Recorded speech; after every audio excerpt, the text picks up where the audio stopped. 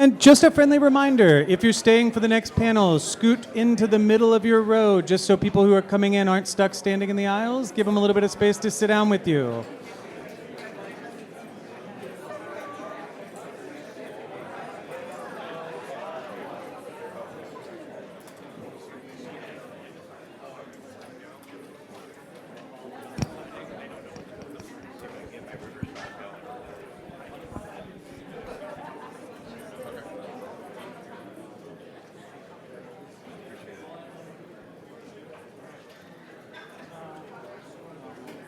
Hello, test, test.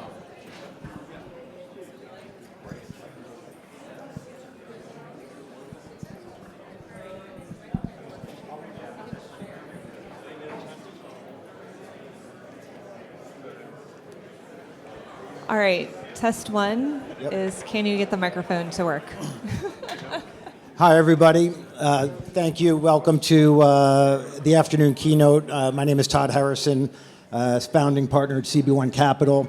Very proud to share the stage with Kim Rivers today, who, to my knowledge, is doing as much as anybody else to try to get us over to the promised land with reform. This is a unique time to be having this conversation for sure. I think we can all agree on two things. Number one, the demand for THC has never been stronger, and that's been manifested in a few ways over the last few years. And number two, it's about time we get an even playing field for this industry, and we need some help in DC. So on that note, Kim, thank you for joining us. What can you tell us about rescheduling? What are you hearing? And any timing that you could help us with? Just go straight to it. So such a pleasure to be here with all of you. Really appreciate the opportunity to be on stage today with you as well. And really, I think that the message is that the time really is now, and this is our moment to hopefully come together and to push forward on reform. I have been very, I will call it singularly focused. If you know anything about Trulieve and me and how we built the business, we did so by being singularly focused on a particular goal and a particular mission. I personally believe that that's the way to accomplish goals, particularly if they're large-scale goals. And so I have been very singularly focused on rescheduling because I truly believe that rescheduling is the key that will unlock additional reform that we're all so anxious to get. And so, and rescheduling, I think, is a great unifier because it crosses party lines and different, belief systems among elected officials, and that's key to getting the first major policy reform, I believe, passed in the United States. And so earlier today, you heard from Congressman Fine. You're going to hear from another couple congressmen, I think, this afternoon. And they all are very different in their backgrounds and how they've come to the place of being able to support some form of cannabis reform. But I do think that, as an industry in the past, I think, as it's come into very clear focus, have been very fragmented. I know that firsthand. Again, we're in Florida, so I know that firsthand. And two, we have decided to try and, I'll call it, use the boil the ocean approach. Meaning we have gone in and a group this week might be on the Hill talking about safer banking. A group next week might be on the Hill talking about descheduling. A group the following week might be on the Hill talking about, social equity reform and the Climb Act or whatever, right? And so I think that one of our challenges as an industry is that we simply have not presented a unified front. And I strongly believe, and I've been talking about this now, I think for definitely the last year, if not longer, that our opportunity is to come together and to focus on rescheduling. And the good news is, I think we have been making significant progress on rescheduling. I think that folks now understand it. Certainly, I believe that folks within the White House understand it. And I believe we are at a bit of a tipping point. But now, again, is a critical point in time where, to the extent that we can, and listen, I understand that this is a big ask for most of us, is to block out the noise and to get this over the finish line. And it's going to take a concentrated effort of us rowing in the same direction and presenting a united as opposed to a fragmented front. Thank you for that. Well, you touched on the halo effect, rescheduling, and what that could do for other efforts, whether it's federally, other legislation, other states. Can you speak a little bit about the impacts for operators, the impacts for investors, and then maybe a little bit about what you potentially see on the other side? Sure. So I can tell you point blank, we've had direct conversations with folks that are key sponsors for safer banking in both the House and the Senate, and have been told directly in no uncertain terms that rescheduling is key to them being able to more expeditiously move that forward. So this isn't like a could be or hearsay or we think or we hope. This is directly from the folks that have raised their hand and agreed to attempt to carry this legislation forward for us within the next year or so. So they are also looking for, as well as other members of Congress are looking for that signal that, again, rescheduling will provide. So I feel very strongly that if we are able to be successful with rescheduling, I do think that safer banking is on the table in a more, kind of narrowed time frame. I do think that conversations at the state level become easier, I would say, as it relates to folks saying, okay, we have now an understanding that this is a policy of this administration. This is a policy that we can also get behind, and this is no longer on the do not talk or no fly list as we so often encounter, unfortunately. So, for the industry, we talked about this earlier, Charlie, George, Boris, lower cost of capital. There's been some discussions regarding the potential upon rescheduling, if then, for interstate commerce to be introduced. There was further talk that this would be more of a States 2.0 discussion, but with that on the horizon, and obviously a big part of the conversation about the models of the MSOs, like how are you contemplating that potential? How does it scare you? Do you embrace it? Yeah, you can't, we all know you can't be in cannabis and scare easy. Like that doesn't work. I think that it was George actually who was saying earlier, we're all entrepreneurs at our core. And so I think it's in all of our DNAs in some form or fashion to know that you have to have game plan A, B, C, D, and probably all the way to for me, it's K. So I think that we're all planning for, if not, then this, or if yes, then this, right? So I would say that I think that, the future will be what the future will be to some extent. I think one of the challenges, which is also the opportunity for all of us, is to continue to embrace the challenges, right? I mean, we have to operate in the current environment, which means understanding your customer. I mean, in case, at least for us anyway, right, there's a huge, also in the background right now, customer confidence challenges, right? We've got affordability issues, we've got wallet pressure issues, we've got, Americans thinking about, and even more today than they have ever before in terms of how they're spending their hard-earned dollar. We're in a cash business, right? So it's also, right, making sure that we're continuing to operate a very disciplined, focused core business, which I think, I'm super proud of the Trulieve team. We've been able to be successful there, and that's doesn't just happen. We've invested in our customer data platforms and understanding and being able to communicate to our customers in a hyper-personal way. We're excited to embrace AI and how we're able to layer that on top of our platforms that we've built. So I think that when you build a great core business, you're setting yourself up for optionality. And so, we're excited about the future and plan to, hopefully continue to lead regardless of what that looks like. Thank you. Well, I mean, most people don't know. I think one of the most under-discussed elements of rescheduling is I think it's 26 states are tied. Their Controlled Substances Act are tied to the federal CSA. Right. So you're going to see states like Texas, some big states on the board still, they're going to have to rethink, I think, their cannabis strategy, or at least their approach. They can opt out, of course, Sure. and some states will, but I think what I've gathered, the mosaic that I've sort of pieced together in large part with your help in USCR, is that reform is inevitable.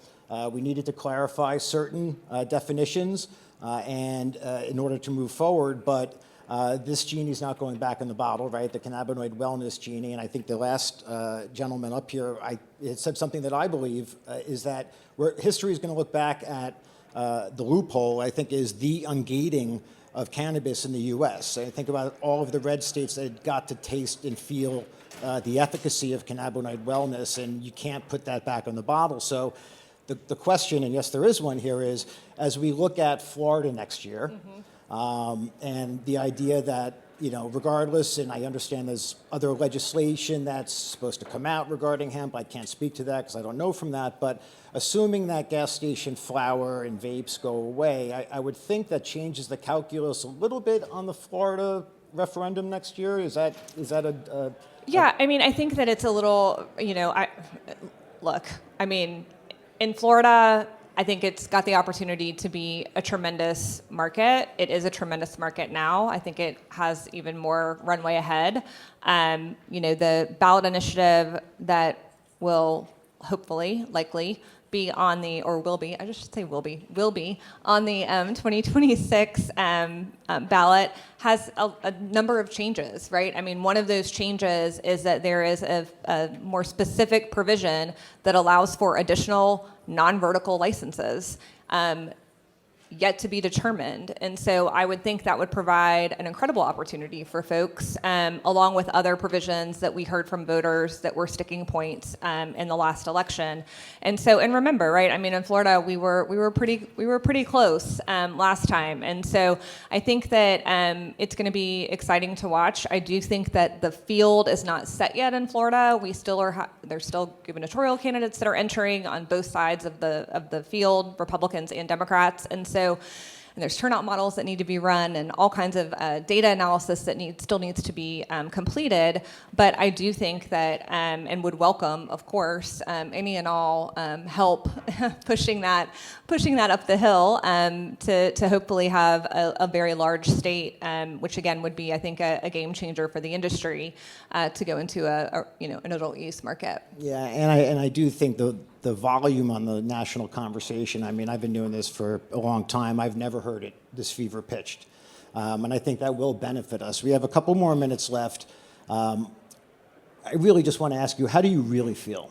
Like, when you aren't in front of all these people and when you're managing your billion-dollar business, like, do you feel pretty good in terms of this president delivering what he inferred, or are we still like, we'll believe it when we see it? Are you asking me how many times I asked the magic 8-ball, or no? I'm just kidding. This is a tough time. It's a 5-year bear market. I can tell you, I personally believe that POTUS is going to come through with this. Yeah. I won't venture a timing, but I want to know how you feel. I will tell you this, right? As we talked about a minute ago, right? We're all entrepreneurs in this room, and we all, many of us are founders. I started Trulieve 10 years ago with 10 employees. We're now at just under 6,000 employees across a bunch of markets. And so, sure, there are days that get heavy, absolutely. For sure. There are days that are amazing, and there's a lot in between. And what I would say is that for me personally, and then I'll get to what I think you're really asking,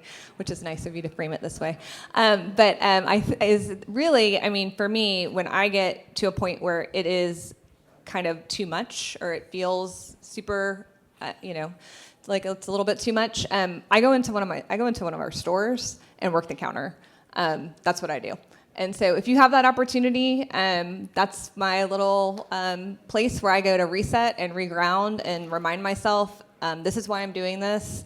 These are the conversations. This is at the end of the day who we're helping every single day. And it's a couple hours, and I feel like a different person. And so that's what I do. And so what I would tell you is that is not going to change regardless of what happens externally. And so that's helpful for me. I believe that, again, to your point, that we have been successful in educating folks. I believe that we have been successful in kind of raising awareness around this issue. I think that we have a president who has on multiple occasions verified that he understands the issue and that he's supportive. I think that we all would it would be great if at 3:00 today he came out, right? That would be amazing. But there is I gotta no put an order in. Yeah, Excuse me. go ahead. There's somebody. Yeah, I'm sure somebody will put that on X, right? The reality is that he's going to do it when not just him, but also when his staff believes that it's the right time for him to do it. And I also would say that there is a lot that has gone on over the last, call it 6 months. We just got the government back open. I think it was very interesting that the president decided to put out that informational video. And so, look, I feel like we have a president who, generally speaking, does what he says he's going to do.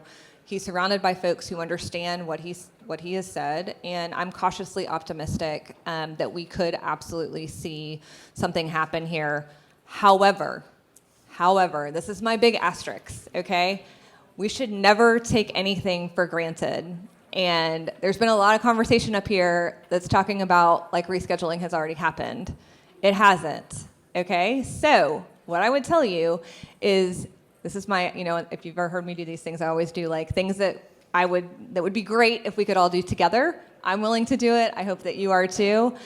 To the congressman's point earlier today, okay, it's important to make contact with the congressmen and or the senators that are in your district. In this particular case, it would be really helpful if they happen to be Republican, just because that's our audience, okay? Please make contact with them. Ask them if they support rescheduling, okay? Again, depending on your congressman, specific talking points around why it's important for you and your business in their district, and you're a voter, and ask them if they would be willing to put a call in to the White House around rescheduling. Those two things. So not for them to vote on something, not for them to do a bill next year, not for them to support safer banking, but do they support rescheduling? And if yes, could they please put a call into the White House, because this is critical for your particular business in their particular district. That would be helpful, because again, it's not, I hate to say it, but my dad used to say, it ain't over till it's over, right? And we need all the help we can get to get it across that final finish line. Well, to that end, I'll say, having been in this industry a long time and watching all the families come together and work together, this does feel different in terms of a coordination and a collaboration, and I feel like that should carry over.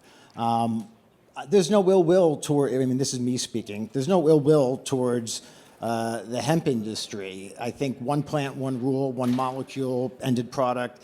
There's the good operators. I always say the A students want to be graded, the C students do not want to be graded. So A students should have that grading scale, as should C students. We also have to give law enforcement a line of sight on the bad actors, and the cartels and crime rings have been hiding in plain sight for a long time. So I think clarity is good. I know the market's reading it like the GOP hates weed, and that's, this is what that is. But I don't think this is what that is. I think this is more, you got to kind of clean up the table before you can serve a proper meal. And I feel like that's where we are. But I want to thank Safira, USCR, Kim for her leadership, Charlie, George, everybody else who's really putting their money where their mouth is and trying to move this forward for all of us, as well as my friend Weldon, who couldn't be here today, but I know he's working as hard as everybody else. For sure. So thank you, everybody.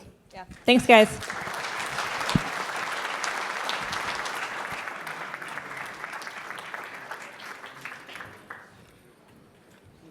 A reminder, if you're sitting at the edges, move toward the middle so people aren't stuck in the aisles. They can come in, sit down close to you, all that stuff, maximum people.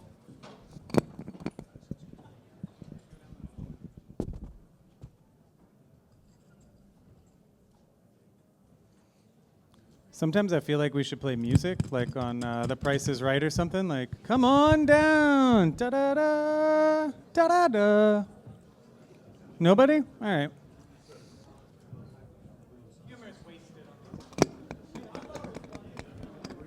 Thank you, one random person. Thank you.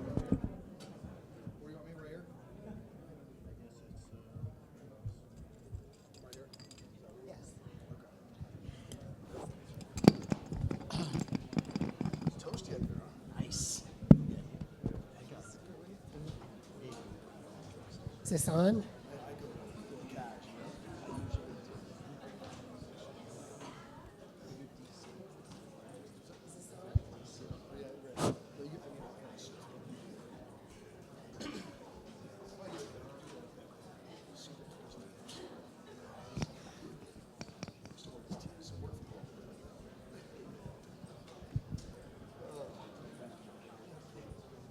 Thank you. Is this on?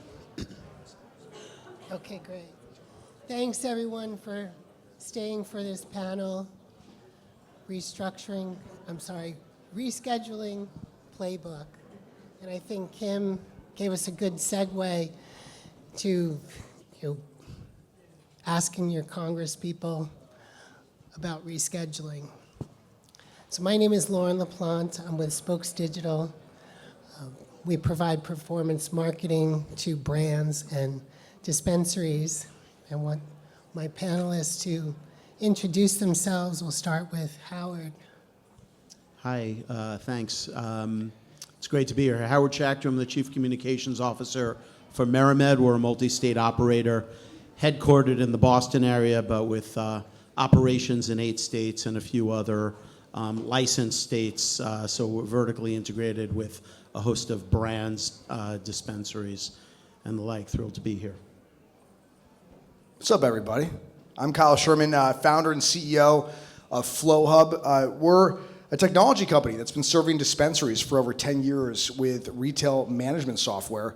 And we are now one of the fastest growing companies on the tech side of the space. We serve thousands of dispensaries across 30 states and a few countries. We're backed by PayPal, Kraft Heinz, Jay-Z. I'm also shooting a show called The Great American Dispensary Tour, which maybe some of you have seen online. We're shooting one episode here in DC, which has been a lot of fun, exploring the country and the front lines of the space. But super stoked to be here, talking about rescheduling.